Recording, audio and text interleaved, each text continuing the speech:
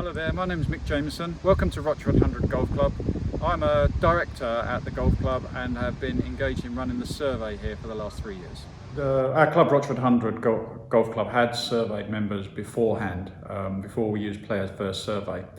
The survey that was conducted beforehand was an online survey where we brought in the tools to ask members questions, and then the committee, our golf club committee, then created the questions themselves, which were much more targeted to specifics that they wanted to know about. And I suppose when you ask people questions about things you want to know about, quite a lot of the time you know the answers.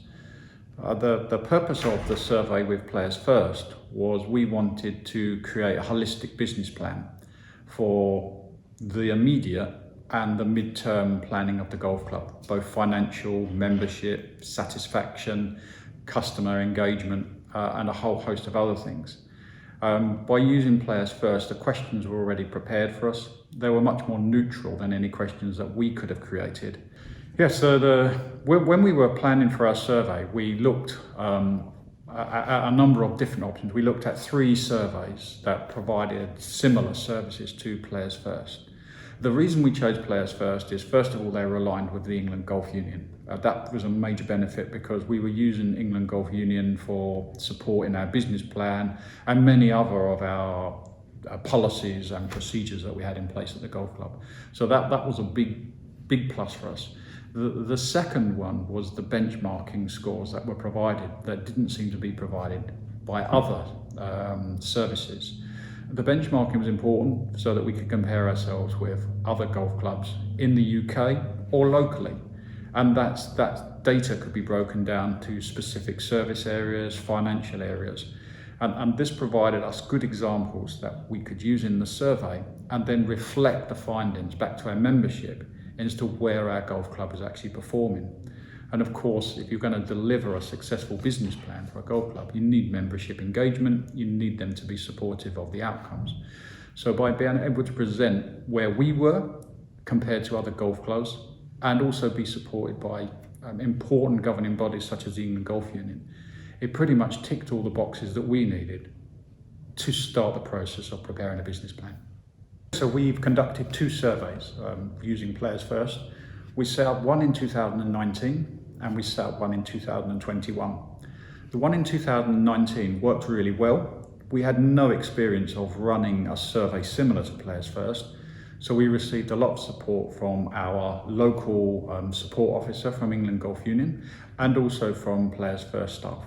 That included the explanation of the questions, the benchmarking, and all of the other information that we needed to provide our members to actually encourage them to complete the survey. And of course, then that gave us the opportunity to analyse the data when it came back. And there is a lot of data, a lot of information that comes back that we can now base our decisions on, evidence-based decision making. But to actually understand some of that data really relied on Players First and England Golf Union to put it into context of where we were as a golf club business. So we didn't need so much support in 2021, but we were confident that every time we needed some kind of advice, some kind of technical solution, we were able to reach out and get that. And we were then able to explain both the results by comparing 2019 and 2021 together in a clear and transparent way to our members at our recent AGM. Well, hopefully it's much more promising and much more planned. We've put in various improvements that our members wanted in our clubhouse.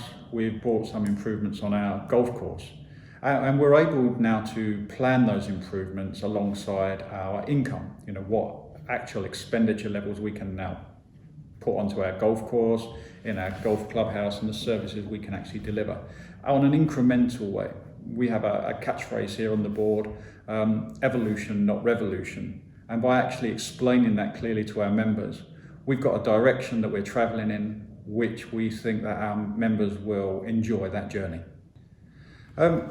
I suppose I'd ask them a question if they were hesitant. Why? These people, these members are your customers. They provide you your main financial income, and you really want to satisfy those.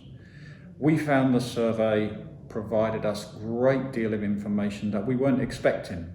And of course, every golf club that has members has vocal members, has members with very strong opinions that are often coming forward. Of course, you've often got members that aren't in those groups, that remain quiet, keep their opinion to themselves, and this provides an ideal platform for you to listen to them. Of course, they pay the same fee as everybody else, and engagement with those members is crucial. We do not have a moratorium on the boards, committees and organisational groups of golf clubs on all good ideas. And by actually going out and asking for comments, there's some real pearls of wisdom that come from your members. And there's some other things you think, oh, we're doing that really well. And you get a different viewpoint on services you've been taking for granted for many years. So my advice would be, if you really are involved and interested in building a solid business platform and business plan for the future of a golf club, the survey is a really important tool to do that.